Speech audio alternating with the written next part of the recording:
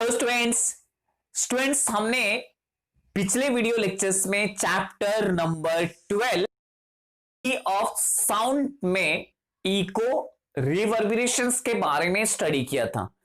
Students आज के video lectures में हम बात करेंगे सोनार टेक्निक के बारे में। तो आइए देखते हैं कि सोनार टेक्निक है क्या। Students Sonar is short form of sound navigation and ranging. जो सोनार है ये इसका शॉर्ट फॉर्म है। सोनार का फुल फॉर्म अगर हम देखेंगे तो क्या कहता है, साउंड नेविगेशन एंड रेंजिंग। अब सोनार का यूज हम कहां पे करते हैं, ये सबसे बड़ा क्वेश्चन है कि सोनार का यूज हम कहां पे करते हैं। तो student sonar is use to determine the direction, distance and the speed of an underwater object with the help of ultrasonic sound wave। यानी सोनार का इस्तेमाल हम स्टूडेंट्स करते हैं डायरेक्शंस, सी में डायरेक्शंस का पता लगाने के लिए, और समुद्र के नीचे जो विनीथ द वाटर ऑब्जेक्ट है उसके बारे में हम इंफॉर्मेशन, यानी अंडर वाटर ऑब्जेक्ट अगर कोई है तो अल्ट्रासोनिक साउंड वेव की मदद से हम पता लगाते हैं सोनार टेक्निक से। अब सोनार क्या है, सोनार जो शिप में एक डिवाइस होता है कि sonar has a transmitter and receiver. तो सोनार में एक ट्रांसमीटर होता है जो अल्ट्रासोनिक साउंड को ट्रांसमिट करता है और दूसरा रिसीव करता है ये साउंड वेव को, and with the help of a computers हम डिस्टेंस को कैलकुलेट करते हैं। तो student sonar has a transmitter and receiver which are fitted on ship और बोट या शिप में ये फिट होता है। Transmitter produces and transmit ultrasonic sound wave. जो ट्रांसमीटर होता है स्टूडेंट्स ये प्रोड्यूस करता है अल्ट्रासोनिक साउंड वेव, और ये वेव ट्रैवल करते हैं through the water and if strike under water object. अगर अंडर वाटर ऑब्जेक्ट के साथ स्ट्राइक करता है तो इट गेट रिफ्लेक्टेड, ये रिफ्लेक्ट करेगा और रिफ्लेक्शंस के बाद में this reflected waves are receive by the receiver on a ship. तो शिप में जो भी रिसीवर्स होगा ये जो रिफ्लेक्टेड वेव से इसे रिसीव करेगा and the receiver convert ultrasonic sound into electrical signal। तो ये किसमें, अल्ट्रासोनिक जो वेव रहेगा इसको इलेक्ट्रिकल सिग्नल्स में कन्वर्ट करेगा, and the signals are properly interpreted with the help of a computer. तो time difference between transmissions and receptions, time difference between transmissions and reception is noted, and with the help of this time period the velocity of a sound water gave the distance from the ship। तो ये calculation से हमें पता चलता है कि कोई भी ऑब्जेक्ट शिप से कितने गहराई में है। Sonar is also use to determine the depth of a sea. Sonar is also use to search the under water hill, valley, iceberg and sunken ship. फिर से अगले टॉपिक की तरफ बढ़ते हैं जो कि है अपना सोनोग्राफी। तो स्टूडेंट्स देखते हैं कि सोनोग्राफी है क्या। Students sonography technique use ultrasonic sound wave to generate the images of internal organ of a human body. यानी जो सोनोग्राफी है इस टेक्नोलॉजी का हम इस्तेमाल करते हैं कि जो भी हमारे इंटरनल ऑर्गन है ह्यूमन बॉडीज के, उसके अंदर के ऑर्गन के इमेजेस का पता लगाने के लिए हम सोनोग्राफी का इस्तेमाल करते हैं। अब देखते हैं कि सोनोग्राफी कहां पे यूजफुल होता है। तो sonography is useful in finding out the cause of swelling. अगर सपोज के इंटरनल ऑर्गन में स्वेलिंग हो गया है, इन्फेक्शन है, या फिर इंटरनल ऑर्गन में जैसे कि स्टमक, लीवर, अगर इनमें पेन हो रहा है तो ऐसे कंडीशंस में हम क्या करते हैं, सोनोग्राफी करते हैं। स्टूडेंट्स कंडीशंस ऑफ हार्ट की कंडीशंस का पता करने के लिए the state of a heart after the heart attack as well as the growth of the foetus inside the womb of the pregnant womens are studied using the technique. यानी इस sonography technique का इस्तेमाल हम पहले heart की conditions का पता करने के लिए करते हैं कि हार्ट जब हार्ट अटैक होता है तो हार्ट अटैक के बाद में हार्ट की कंडीशंस किस तरह से है उसका एप्रोप्रिएट पता करने के लिए स्टूडेंट्स हम इकोकार्डियोग्राफी और सोनोग्राफी टेक्निक का इस्तेमाल करते हैं। अब इस टेक्निक में होता क्या है students, this technique make use of the probe and gel. एक प्रोब का इस्तेमाल करते हैं और सरफेसेस पे जेल का हम इस्तेमाल करते हैं।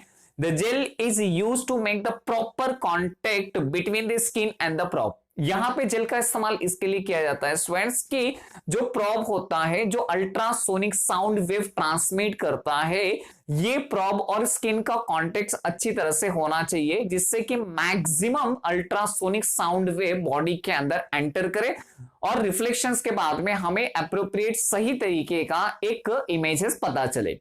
तो what is that?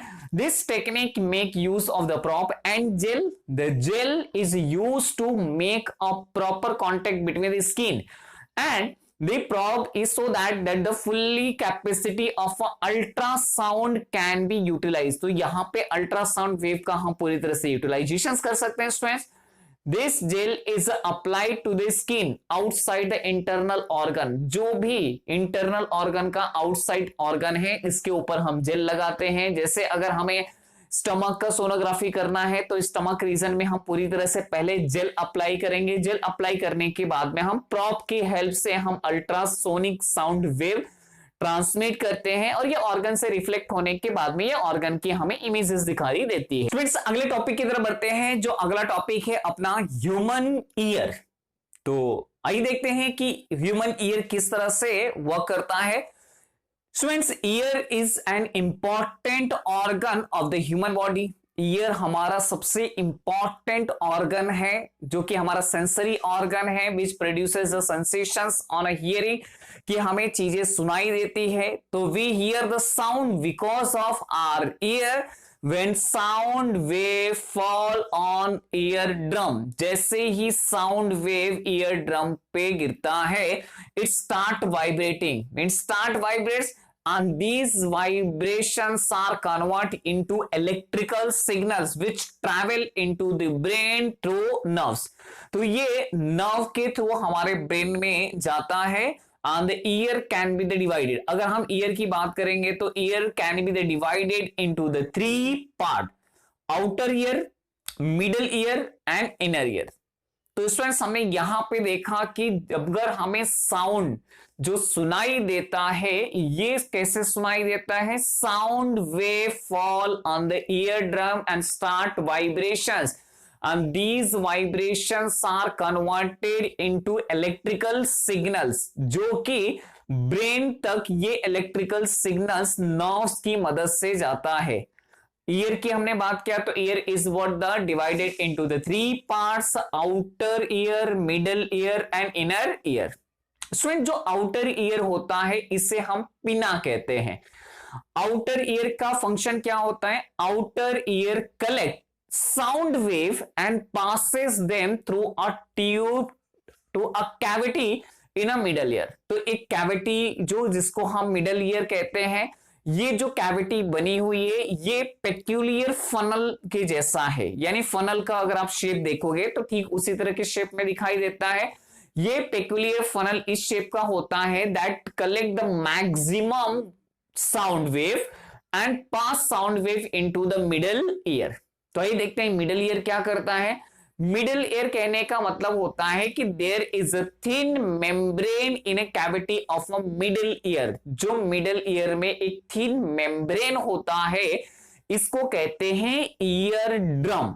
When compression of a sound, जैसे ही साउंड वेव एंटर करता है they start as a compressions, और कंप्रेशंस के बाद में स्टूडेंट्स इस reaches to the ear drum, ear drum तक जाता है। और जैसे ही आउटर प्रेशर्स इंक्रीज होता है it get the push inward directions, ये अंदर की तरफ पुश होता है। इसकी वजह से ये वाइब्रेशंस बढ़ते जाता है और वाइब्रेशन की वजह से होता क्या है, the pressure outside decreases. When the pressure outside decreases the membrane get pulled outward, ये आउटवर्ड की तरफ आएगा। जब प्रेशर इंक्रीज होगा तो इनवर्ड की तरफ आएगा, जब प्रेशर डिक्रीज होगा तो आउटवर्ड की तरफ आएगा। And sound wave cause the vibrations on the membrane, इसकी वजह से साउंड वेव में एक वाइब्रेशंस देखने के लिए मिलता है ड्यू टू द प्रेशर्स। अब हम बात करते हैं इनर ईयर। इनर ईयर कहने का मतलब होता है auditory nerve connect the inner ear to brain. जो ऑडिटरी नर्व होता है ये ईयर टू ब्रेन कनेक्ट होता है। Students, inner ear has a structures resembling a shell. Shell type का स्ट्रक्चर है, जैसे स्नेल का आप स्ट्रक्चर देखोगे ठीक उसी तरह से है। ओके, ये जो स्नेल टाइप स्ट्रक्चर से इट्स रिसीव द वाइब्रेशंस, ये वाइब्रेशंस रिसीव करता है जो कि अंदर के जो ईयर ड्रम के मेम्ब्रेन से आता है, and it's convert into electrical signal. ये किस में कन्वर्ट कर रहा है? इलेक्ट्रिकल सिग्नल्स में कन्वर्ट कर रहा है, and sent into the brain through the nerve, और ये ब्रेन तक ये भेजा है थ्रू नर्व। और ये जो ब्रेन होता है ये इलेक्ट्रिकल सिग्नल को एनालिसिस करता है। तो यहां पे हमने देखा students, the year consist of a 3 part, outer ear, middle ear and inner ear. अगला जो टॉपिक है वो है अपना न्यूमेरिकल्स। तो न्यूमेरिकल्स में देखते हैं, पहले हम सॉल्व्ड एग्जांपल देख लेते हैं कि सॉल्व्ड एग्जांपल में किस टाइप के क्वेश्चंस पूछे गए। तो फर्स्ट एग्जांपल अपना है क्वेश्चन नंबर 1, जो कि है how long will it take for a sound wave of 25 centimetre of a wavelength. जो हमारा वेवलेंथ यहां पे दिया हुआ है वो दिया हुआ है 25 centimetre of wavelength and frequency 1.5 kilohertz of a frequency to travel a distance of 1.5 kilometre. तो स्टूडेंट्स यहां पे हमें टाइम ड्यूरेशंस कैलकुलेट करना है, हमें टाइम पता करना है कि अगर साउंड वेव की जो वेवलेंथ है 25 सेंटीमीटर है और फ्रीक्वेंसी 1.5 किलो हर्ट्ज से, और इस साउंड वेव को 1.5 किलोमीटर तक का डिस्टेंस अगर ट्रैवल करना है तो 1.5 किलोमीटर के डिस्टेंस को ट्रैवल करने में कितना टाइम लगेगा। यस, तो चलिए स्टार्ट विद द सॉल्यूशंस। तो सबसे पहले मैं यहां पे लिख लेता हूं गिवन इंफॉर्मेशन। तो हमारे इस न्यूमेरिकल्स में क्या गिवन इंफॉर्मेशन दिया हुआ है? सबसे इंपॉर्टेंट यहां पे दिया हुआ है 1.5 किलो हर्ट्ज ऑफ फ्रीक्वेंसी। तो स्टूडेंट सबसे पहले मैं फ्रीक्वेंसी यहां पे लिख लेता हूं, frequency that is a 1.5 kilo hertz. Students यहां पे जो ये फ्रीक्वेंसी है 1.5 किलो हर्ट्ज से, इसे मैं हर्ट्ज में कन्वर्ट कर देता हूं, क्योंकि SI unit of a frequency जो होती है वो हर्ट्ज होती है। तो that is what the 1.5 into 10 to the power 3 hertz. तो यहां पे हमने क्या किया, 1.5 किलो हर्ट्ज को हमने हर्ट्ज में कन्वर्ट कर लिया। अब दूसरा जो फ्रीक्वेंसी होता है स्टूडेंट्स, इसे हम न्यू से डिनोट करते हैं। तो ये इस तरह से मैंने यहां पे न्यू सिंबल्स भी डाल दिया। अब मेरे पास क्वेश्चंस में दिया हुआ है 25 सेंटीमीटर ऑफ अ वेवलेंथ, यानी इस 25 सेंटीमीटर वेवलेंथ को लिख लेते हैं। तो ये second given information that wave length. Students wave length को हम डिनोट करते हैं सिंबल लैम्डा। तो स्टूडेंट्स ये हो गया हमारा सिंबल्स लैम्डा। अब हम यहां पे देखते हैं कि जो वेव लेंथ है ये दी हुई है 25 सेंटीमीटर। स्टूडेंट्स इसको भी हम क्या करते हैं, एसआई यूनिट में कन्वर्ट कर लेते हैं। तो 25 सेंटीमीटर को अगर मुझे मीटर में कन्वर्ट करना है तो इट्स डिवाइड बाय दैट 100। तो ये मेरे पास में हो जाएगा 25 यानी 0.25 मीटर। तो 25 centimetre is equal to 0.25 metre, जिसको मैंने एसआई यूनिट में कन्वर्ट कर लिया। अब स्टूडेंट जो डिस्टेंस दिया हुआ है, डिस्टेंस यानी कितना डिस्टेंस है, 1.5 किलोमीटर। तो डिस्टेंस भी हम देख लेते हैं। डिस्टेंस को हम डिनोट करते हैं letter S. Displacement distance denoted as a letter S. जो वैल्यू अपने पास दिया हुआ है 1.5 किलोमीटर। तो स्टूडेंट्स ये 1.5 किलोमीटर को भी हम एसआई यूनिट में कन्वर्ट करेंगे। तो ये हो जाएगा 1.5 इंटू 10 टू द पावर 3, और ये हो गया metre, 10 to the power 3 metre. अब हमें फाइंड क्या करना है, तो फाइंड करने वाली चीज को हम यहां पे लिख देते हैं, टू फाइंड स्टूडेंट्स हमें फाइंड करना है टाइम, यानी जो मेरा साउंड वेव है जिसका वेवलेंथ 25 सेंटीमीटर है, फ्रीक्वेंसी 1.5 किलोहर्ट्ज है, ये 1.5 किलोमीटर का डिस्टेंस अगर ट्रैवल करता है तो कितना टाइम ड्यूरेशन लगेगा। तो here we are going to calculate a time T, तो ये हमें कैलकुलेट करना है।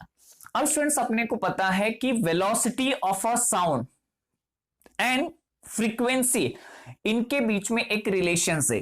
तो फॉर्मूला हम लिख लेते हैं। यहां पे कौन सा फॉर्मूला हम इस्तेमाल करने वाले हैं? फॉर्मूला हम इस्तेमाल करने वाले हैं the velocity of a sound v is equal to frequency into wavelength.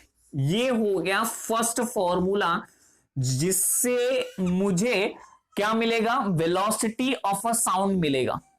Students उसी के साथ में अगर वेलोसिटी ऑफ अ साउंड मिल गया तो टाइम का फॉर्मूला हम इस्तेमाल कर सकते हैं। तो we know that time is equal to distance upon velocity. तो ये time is equal to distance upon velocity. Now, let's start the calculation. So students यहाँ पे time is equal to distance upon velocity और मेरे पास में formula है velocity is equal to frequency into wavelength. Therefore अगर मैं इसको कैलकुलेट करता हूं तो देखिए velocity कैसे निकलेगा? v is equal to frequency. Frequency कितना है मेरे पास में? 1.5 into 10 to the power 3 into wavelength. Wavelength कितना है? 0.25 ऑन मल्टीप्लीकेशन। अगर स्टूडेंट्स मल्टीप्लाई करते हैं 1.5 और 2.5 को तो यहां पे मल्टीप्लीकेशन में कितना आएगा? इट्स 0.375। अभी स्टूडेंट्स यहां पे ये डेसिमल्स 3 डिजिट के पहले है, 3 digit place. Why? 2 digit place 1 digit place. तो देखिए 2 + 1 कितना हो गया? 3, और 15 का 25 में मल्टीप्लाई करेंगे तो it's give the 375, means 0.375 into 10 to the power 3 metre पर सेकेंड। मीटर पर सेकेंड। तो स्टूडेंट्स अगर मीटर पर सेकेंड है, अगर मैं इसको सॉल्व करूंगा तो देखिए यहां पे 3 डिजिट के पहले डेसिमल से और यहां पे पावर कितना है? 3 है, मींस आंसर आ जाएगा 375 मीटर पर सेकेंड। तो ये मेरे पास में 10 to the power 3 और ये 10 to the power -3 हो गया, ये दोनों कैंसिल हो गया। इट्स व्हाट द 375 मीटर पर सेकेंड। तो वेलोसिटी हमने यहां पे कैलकुलेट कर लिया, जो कि वैल्यू आ गया स्टूडेंट्स 375 मीटर पर सेकेंड। अब हम निकालते हैं टाइम। तो टाइम का फॉर्मूला क्या है? Time is equal to distance upon velocity.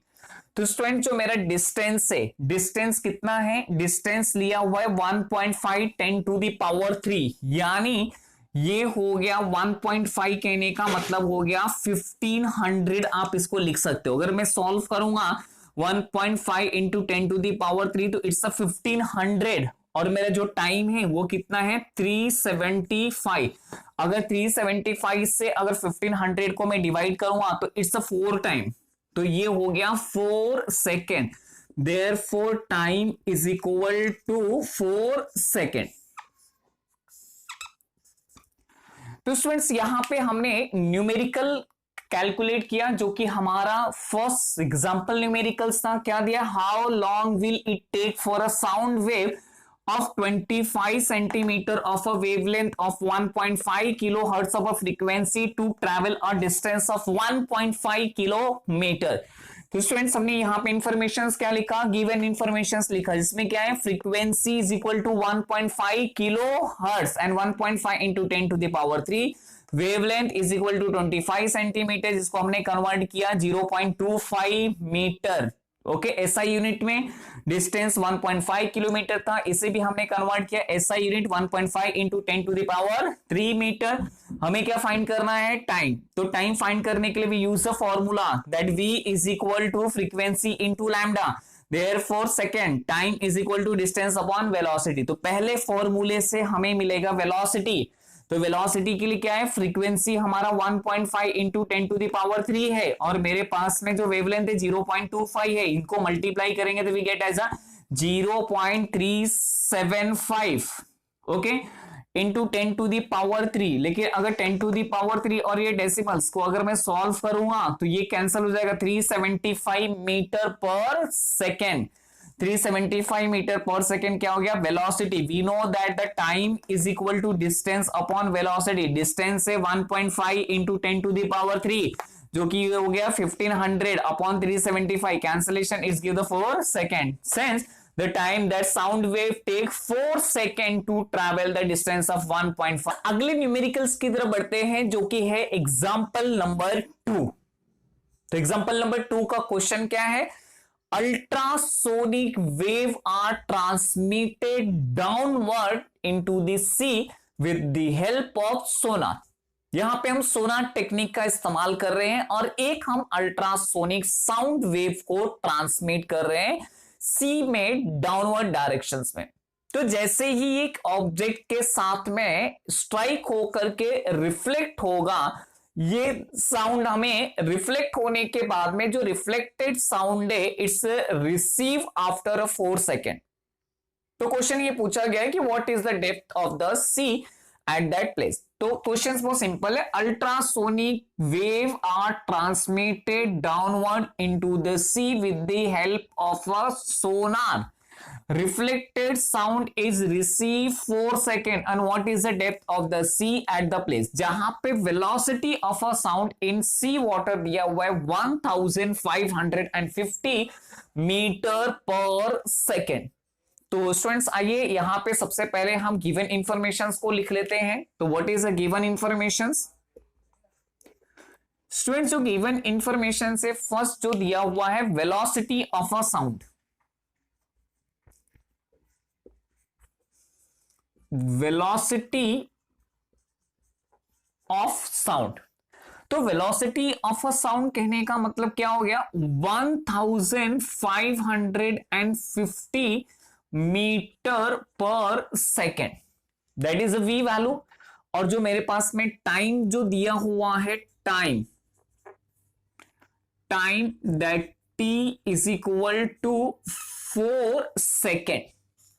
तो स्टूडेंट्स हमें पता है कि जो ये टाइम है, time taken by the sound wave reach to the bottom of a sea that is a half. यानी जब हम साउंड को ट्रांसमीटर से भेजेंगे तो ये जो बॉटम पे स्ट्राइक करेगा वो टाइम का ये हाफ होगा, यानी 4 का हाफ कितना होगा, 2। ये जो 4 सेकेंड दिया हुआ, ये 4 second reflected sound is receive, यानी साउंड पहले ट्रांसमिट होकर के रिफ्लेक्ट होने के बाद आने का ये साउंड है 4 सेकेंड। तो यहां पे क्या रहेगा, time taken by the sound wave to reach the bottom time. तो यहां पे एक कैलकुलेशन हम कर लेते हैं। क्या कैलकुलेशन रहेगा students, time taken by sound wave to reach bottom, sound wave to reach bottom of sea. तो बॉटम ऑफ सी अगर बोला तो ये इसका हाफ होगा, that is what the 4/2, that is what the 2। तो यहां पे 4/2 कितना हो गया, 2 सेकेंड, दैट इज 2 सेकेंड। तो अपने पास में एक्चुअल जो टाइम है वो कितना हो गया, 2 सेकेंड। अब फॉर्मूला देखो यहां पे, टू फाइंड, यस हमें क्या फाइंड करना है स्टूडेंट्स, हमें फाइंड करना है डेप्थ यानी क्या फाइंड करना है, डिस्टेंस फाइंड करना है। तो here we are finding depth of the sea, that is a s. तो वी नो दैट, अब स्टूडेंट्स यहां पे फॉर्मूला क्या हो गया, फॉर्मूला हो जाएगा distance is equal to velocity into time. Distance is equal to velocity into time, क्योंकि अपने को पता है velocity is equal to distance upon time. तो यहां पे डिस्टेंस क्या हो गया, वेलोसिटी इनटू टाइम। तो यार velocity of a sound is given 1550 and time that is अ 2। तो यार मल्टीप्लीकेशन इज गिवन 3100 मीटर। तो स्टूडेंट्स ये हमारा फाइनल आंसर हो गया। हमने क्या निकाला? डेप्थ निकाला। That is what the depth of the sea is equal to 3100 metre. एक बार फिर से हम न्यूमेरिकल्स को देख लेते हैं। क्वेश्चन दिया हुआ है ultrasonic wave are transmitted downward.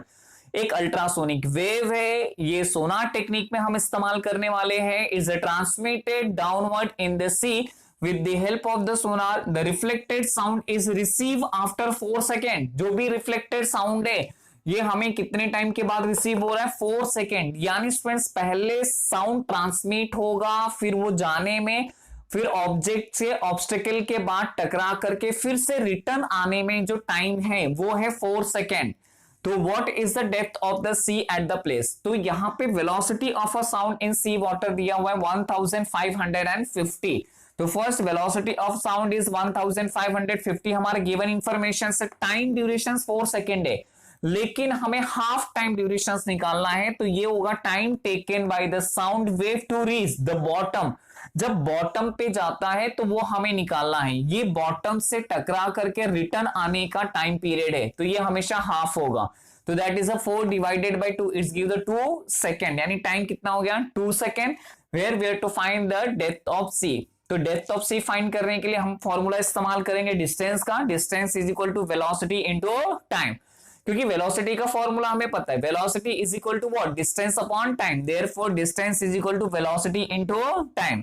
Velocity is 1550 and time is 2. So multiplication it gives the 3100 meter. Depth of the sea is the 3100 meter. ये अगले क्वेश्चंस की तरफ बढ़ते हैं, जो कि अपना है अगला क्वेश्चन, क्वेश्चन नंबर 3। तो क्वेश्चन नंबर 3 क्या है student? Sound wave of wavelength 1 centimetre have a velocity of 340 metre पर सेकेंड इन एयर। तो व्हाट इज द फ्रीक्वेंसी? तो क्वेश्चंस में बहुत सिंपल दिया है। Sound wave of a wavelength जो दिया हुआ है 1 सेंटीमीटर है और वेलोसिटी दिया हुआ है 340 मीटर पर सेकेंड। तो हमें निकालना है फ्रीक्वेंसी, और निकालने के बाद में हमें यह देखना है कि ये ऑडिबल है या नहीं है। तो ऑलरेडी स्टूडेंट्स हमें ऑडिबल रेंज के बारे में पता है कि ऑडिबल रेंज होता है 20 हर्ट्ज टू 20,000 हर्ट्ज। तो ह्यूमन ईयर के लिए ऑडिबल रेंज क्या है? 20 हर्ट्ज टू 20,000 हर्ट्ज। तो आइए देखते हैं ये कैलकुलेशंस में कि ये जो दिया हुआ है साउंड की फ्रीक्वेंसी ये ऑडिबल है या नहीं। तो first start with the given information. Student सबसे पहले जो गिवन इंफॉर्मेशन से वो है वेवलेंथ। वेवलेंथ को हम डिनोट करते हैं लेटर लैम्डा। तो it is what the denoted as letter lambda and it's a 1 centimetre. तो स्टूडेंट्स 1 सेंटीमीटर को हम कन्वर्ट करेंगे एसआई यूनिट यानी मीटर में। तो 1 सेंटीमीटर कहने का मतलब ये हो गया 1/100, that is a 10 to the power. इसको हम लिख सकते हैं 10 to the power -2 metre.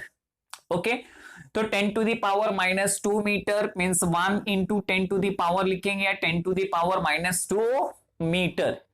Velocity of a sound it's given velocity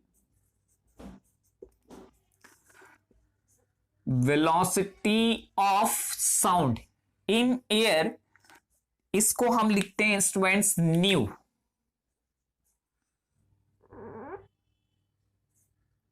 is equal to 340 metre पर सेकेंड। जो दिया हुआ है यहां पे 340 मीटर पर सेकेंड। अब मुझे क्या फाइंड करना है? To find frequency. फ्रीक्वेंसी हमें फाइंड करनी है, इट्स अ वी। तो फ्रीक्वेंसी फाइंड करनी है मींस न्यू।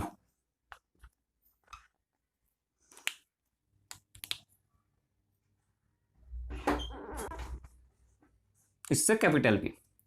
तो स्टूडेंट्स अगर फ्रीक्वेंसी फाइंड करनी है तो we have the formula. Formula क्या कहता है? Velocity of a sound is equal to frequency into wavelength.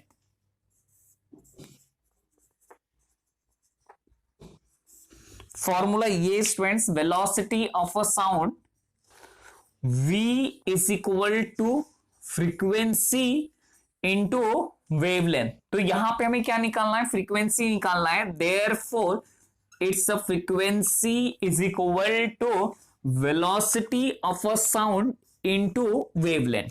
तो ये हो गया हमारा frequency velocity of a sound upon wavelength. Now substituting the value, जैसे ही हम यहां पे वैल्यू सब्स्टिट्यूट करेंगे, it's frequency is equal to velocity कितना है 340 अपॉन वेवलेंथ कितना दिया हुआ है 10 टू द पावर, या फिर इसको ऐसे लिखेंगे 1 इंटू 10 टू द पावर -2।